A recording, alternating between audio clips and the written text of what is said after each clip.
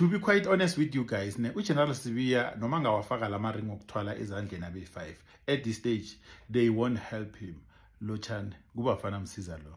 Yabona every time uGeneral Sibiya appear, whether it's Madlanga or Commission of Inquiry, like I want to give this gentleman an opportunity to sizwe iside like of the story. But the problem is each and every time I appear somewhere, umgodi wakhe uyagubheka wehle uchinge uye phansi. That is the problem. Last time when he was appearing in the ad hoc committee, Bushiri implicated him somehow, alleged he was extorting money. Top officers of the DPCI, Ngubani, you understand? So now, yesterday, he implicated this Arab Pakistani guy, Imran Bhatt, he's involved in some human trafficking. So that guy was like, Shadrick Sibiya, say no more. I am coming to Madlanga and give evidence. So, this guy, Shadrick Sibiya, become extorter imali. Like, guys, Shadrick Sibiya, why is implicated? Like, why is every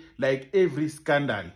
Yabona ukuba ngumgulukudu and be a police officer at the same time. Those two things, they don't come together. Let's listen to this video.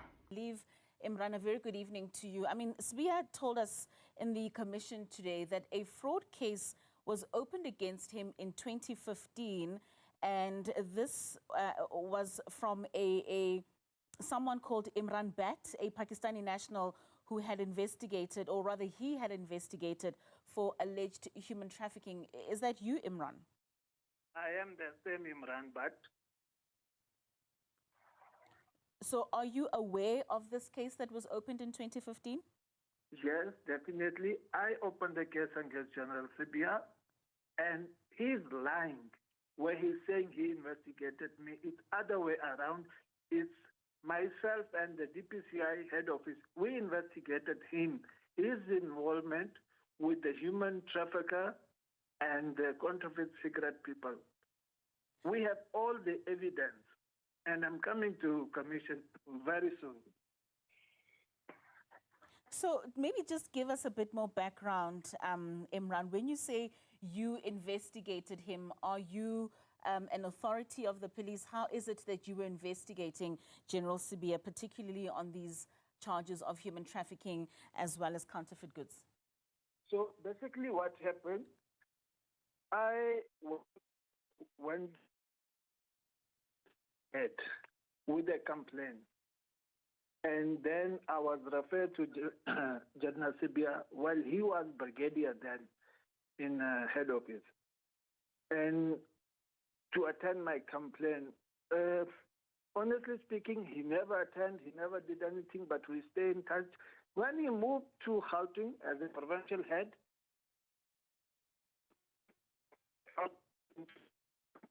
I'm here.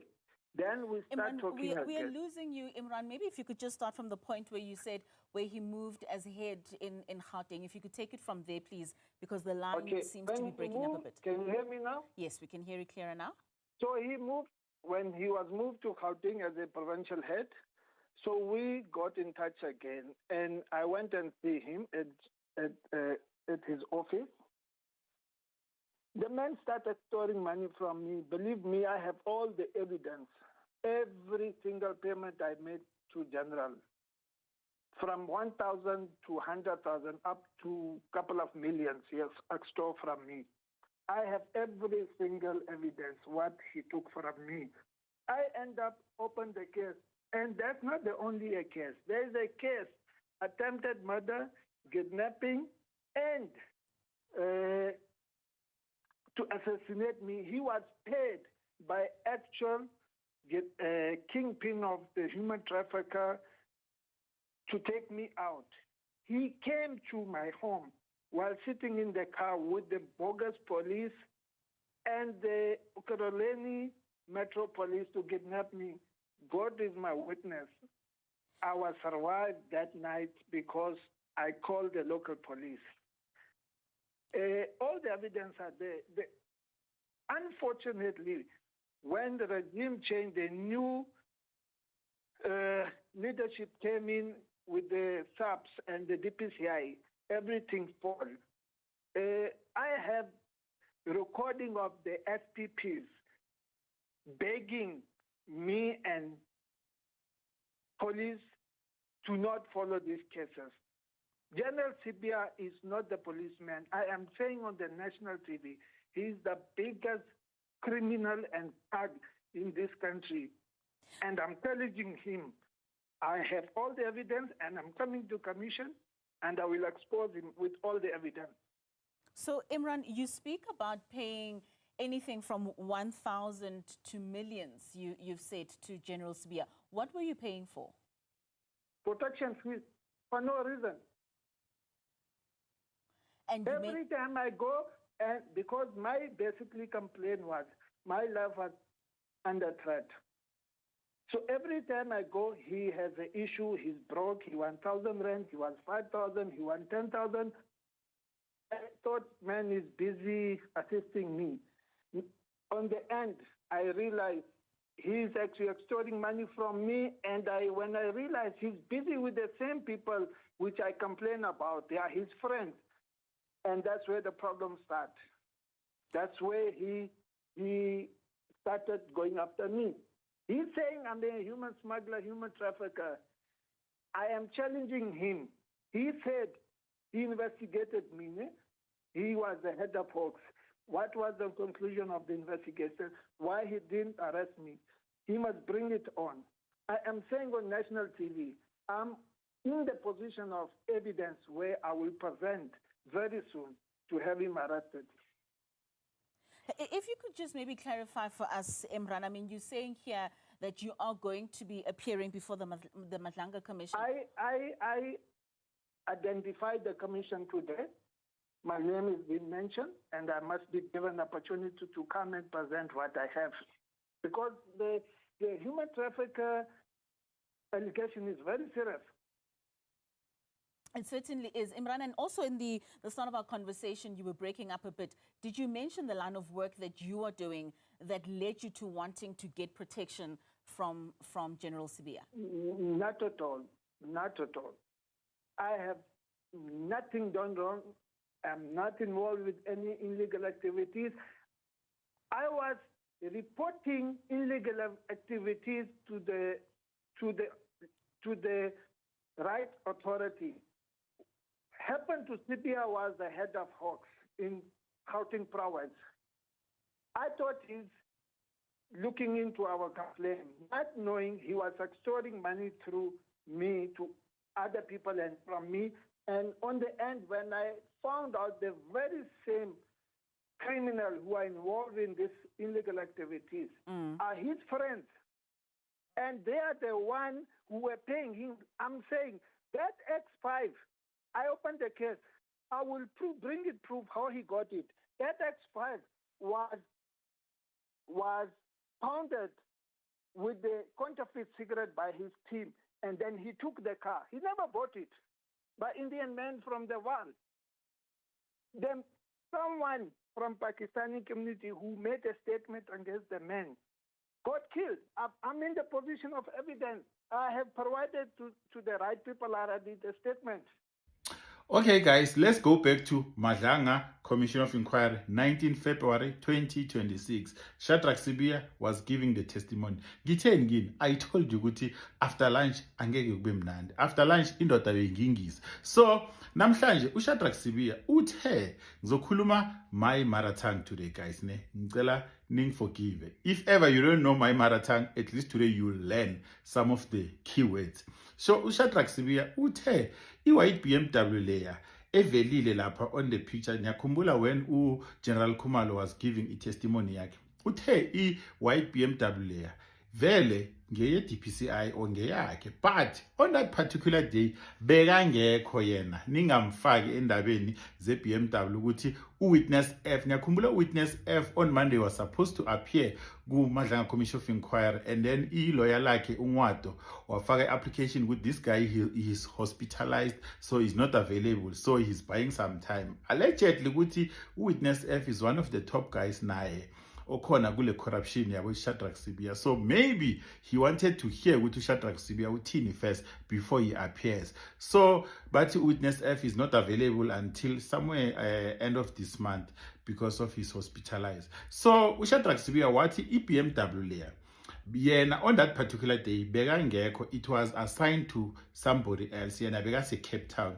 So uthi testimony ka General Khumalo it's uncredible. So witness F also uthi yena Shadrick Sibiya, witness F, he's not a middleman, he has no working relationship with witness F, because of kuvele kwangathi witness F was working for him as a middleman between him and Katiso Molefe. Katiso Molefe lo ophume ngebail ye 200 and something, I understand, lo kishongulitwa. So after that there was an audio that was played by Shadrick Sibiya yaka Simtimulo lo appearile earlier kumadlanga. I will put a picture here.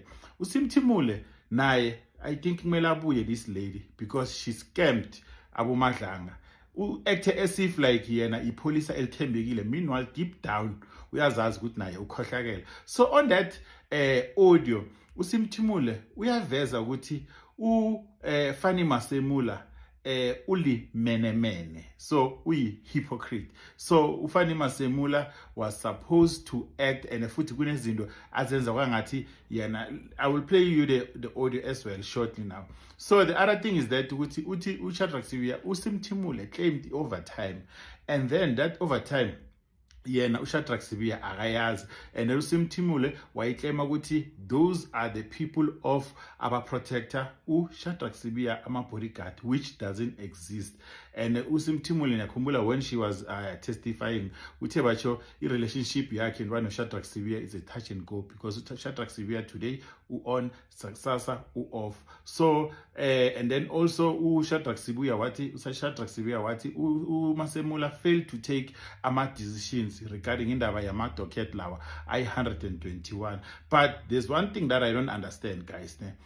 Uthi Shadrick Sibiya uKhumalo bekumele thathe decision regarding ama dockets lawa, or bekumele oppose the disbandment of the BKTT, actually in particular the disbandment of the BKTT. So azange oppose indaba yokudisbanda PKTT. So uKhumalo, guys, nikhumbule ukuthi ureporta kumkhwanazi, umkhwanazi ureporta ku Fanny Masemula. So there's no way ukuthi uFanny Masemula yena une link nobani nosenzo mchunu. So uKhumalo bekazoyithatha ipower ukuthi oppose disbandment of the PKTT, and then abantu abangaphezulu kwakhe ukuba bakhulume next. Does it make sense? Let me know there in the comment section.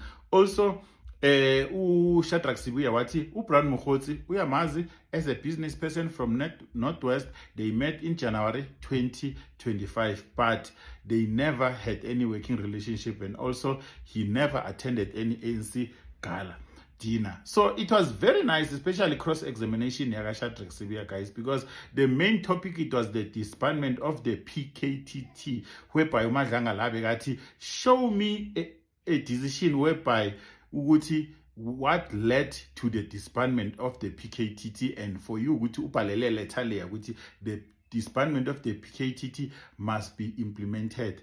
I don't know whether immediately or immediately. So and then after that Shadrick Sibiya azange khone ukukhipha those document. So ama document azange khona ukuwakhipha. So much testimony izochubeka tomorrow as well on the 20th of February 2026. So when you let me know in the comment section ukuthi what do you think about the testimony yanamhlanje. Also the other thing that was mentioned by Shadrick Sibiya, uthe batsho Simthimule got a BBL, and then she couldn't even sit for almost like 3 months alalanga mathumbu. You understand?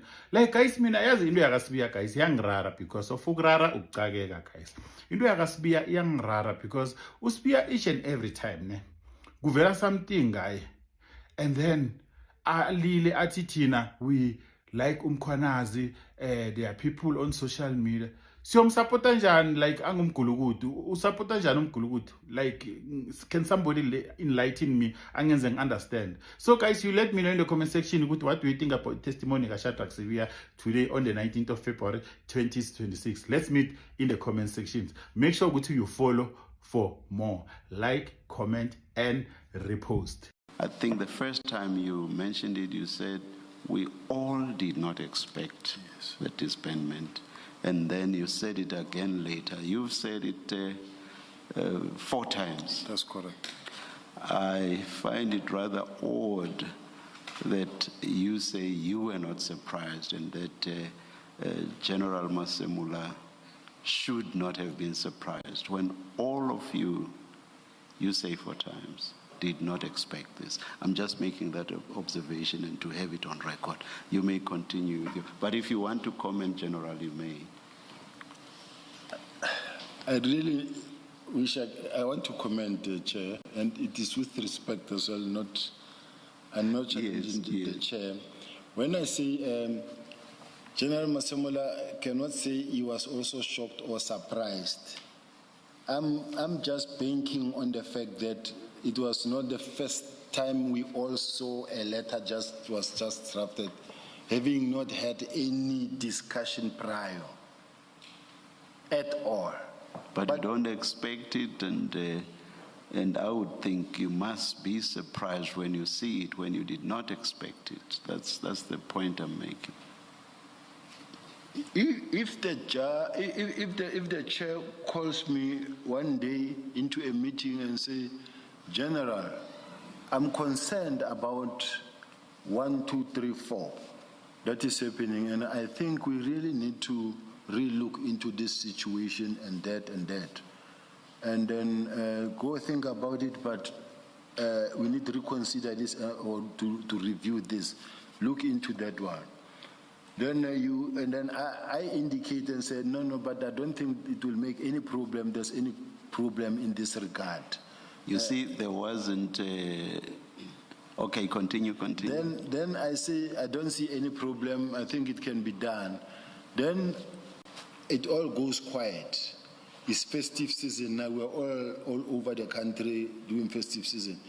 Later in the year, in the end of the year, the 31st, I see a letter coming through. It will come as a shock, but not surprised, because I know about it. It was once raised. And then my job will be to then call the chair and say, Chair, I see this letter, and I'm surprised or I'm shocked that You see, you can't avoid saying you are shocked, you are surprised. You can't avoid saying that. I'm saying because that's actually what should ordinarily happen in those circumstances. You yourself cannot avoid being shocked or surprised, General. Thank you, Chair. Thank you. No, my advocate warned me and say, don't go for the second time with the chair. Just remain. Once you see he raises something, don't repeat it. So I'm taking a short left now. Thank you, General. Yes, Ms. Hasim.